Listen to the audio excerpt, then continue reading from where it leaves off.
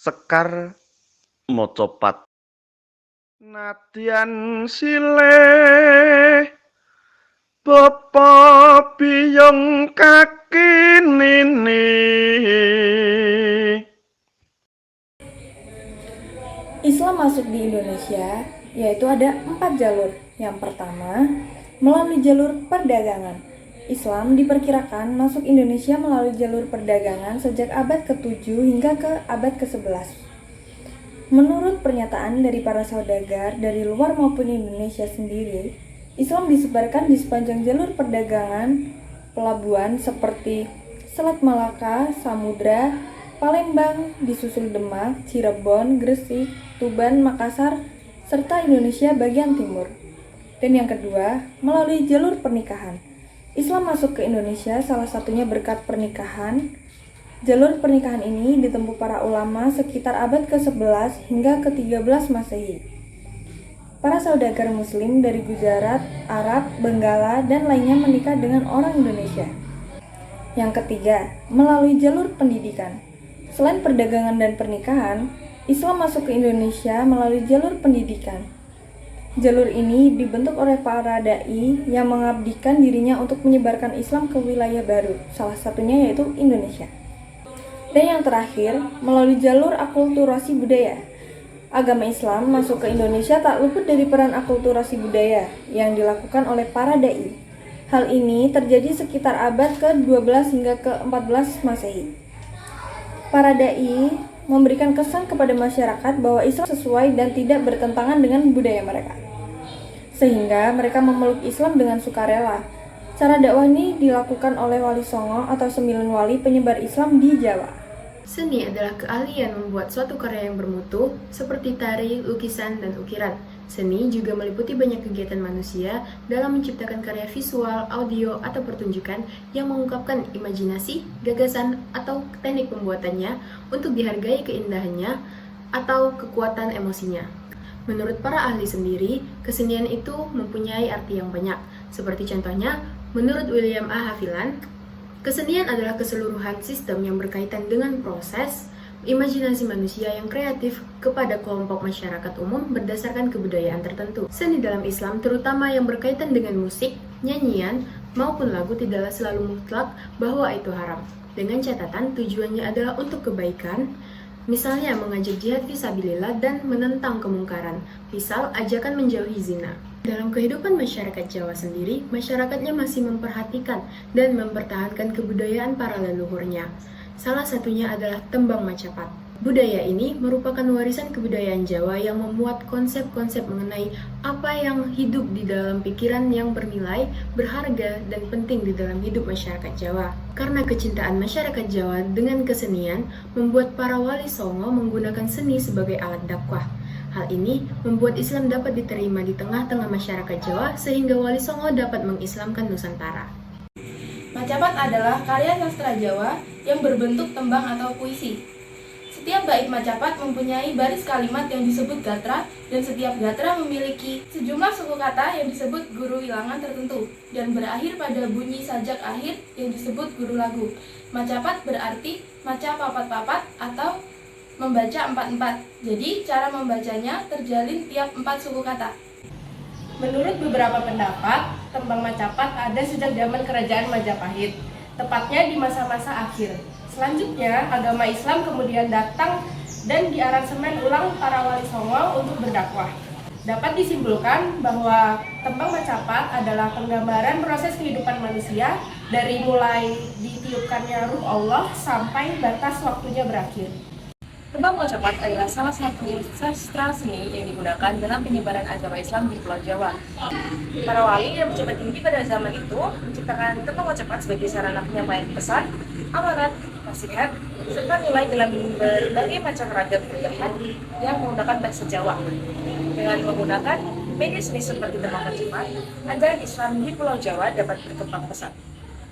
Tokoh-tokoh yang menyebarkan agama Islam melalui tembang Macapat diantaranya adalah Sunan Gunung Jati menggunakan tembang Mijil dan Pucung untuk dakwahnya.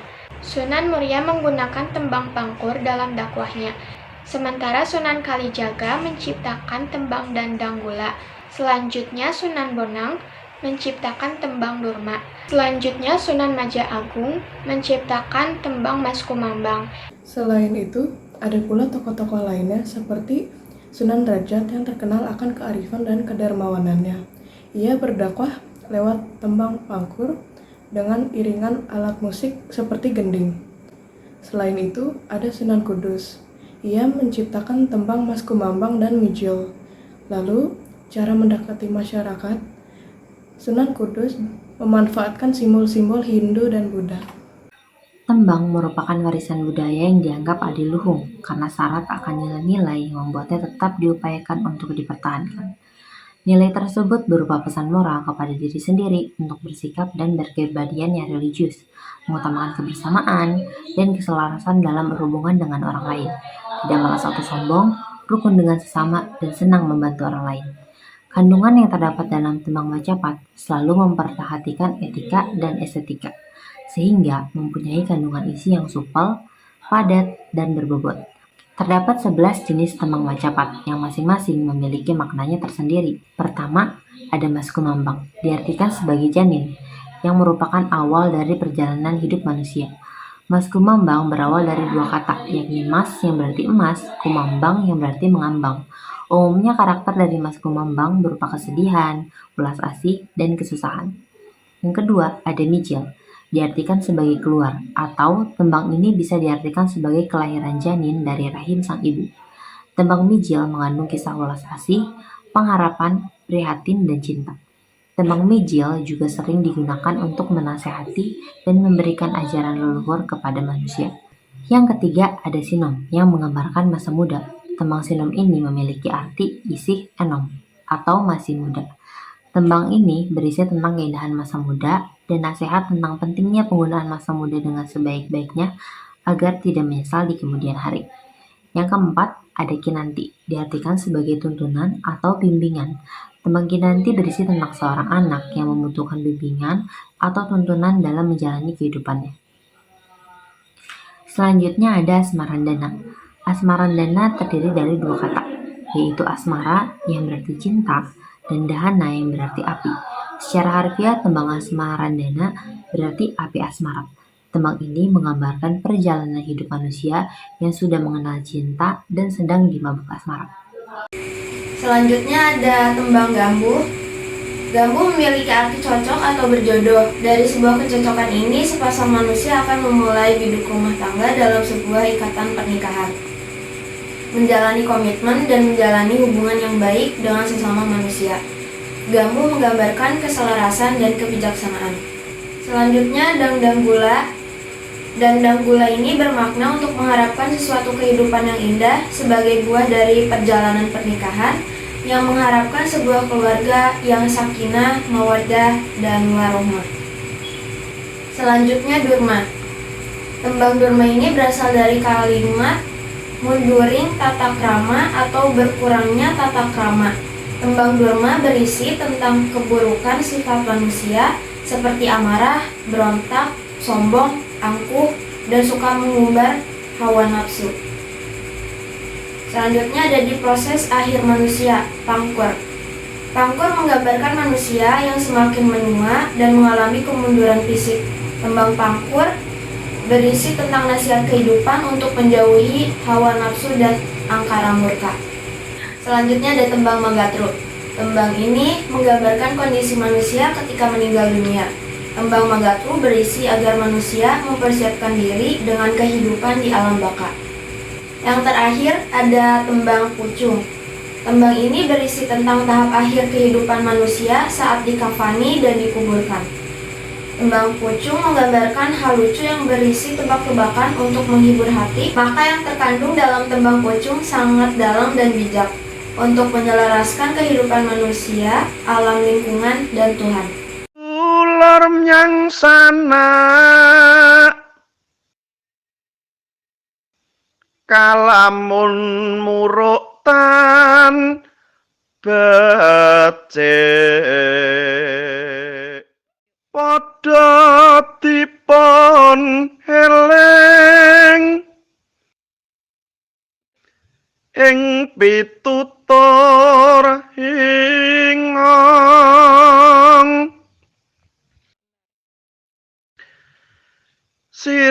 uga satriya harane. Lato laku utama tumrape wong tanah Jawi. Wong agung ngeksi ganda panembahan senopati.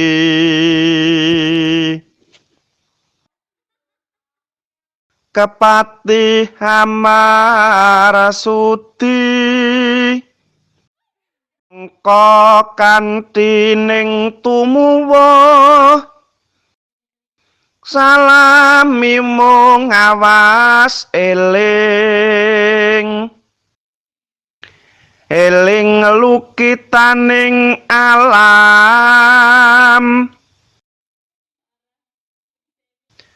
dadi weryaning dumadi. Aja turu sore kaki ana dewa nganglang jagat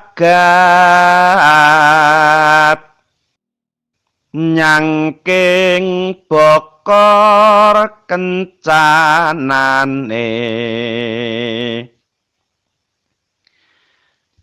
Isine donga tetulak sekar gambuh ping catur kang cinatur polah kang kalantur tanpa tutur katula-tula katali. Yogyanira kang para prajurit lamun bisa sira hanulata dueng nguni caritane handelira Sang Prabu sasra bau ing Maespati dipun sami ambanting sariranira tegah dahar lan guling darapun suda nafsu kang ombro-ombro remot yasireki dadya sabar karyanira lestari mingkar akarana karenan mardi siwi sinawung resmining kidung sinuba sinukarta sigra milir kang gethek sinangga bajul kawandasa kang jageni ku kalakone kanthi laku. Dari semua penjelasan yang telah teman saya sampaikan sebelumnya, dari sini kita dapat simpulkan bahwa dari semua bagian dan jenis dari tembang Macapat, mulai dari Mas Kumambang hingga ke Pocung, yang menggambarkan kehidupan manusia dari lahir hingga kematian. Nah, tembang ini digunakan sebagai bentuk representasi dari berbagai perasaan manusia. Nah, beberapa tokoh Islam, salah satunya para wali songo, juga menggunakan tembang ini sebagai alat untuk menyebarkan ajaran ke berbagai wilayah Indonesia melalui media dakwah. Tembang ini adalah contoh nyata akulturasi pernyatuan antara pemanfaatan dari agama dan seni. Selain lewat tembang, ada juga penyebaran melalui perkawinan, pendidikan, politik, dan juga perdagangan.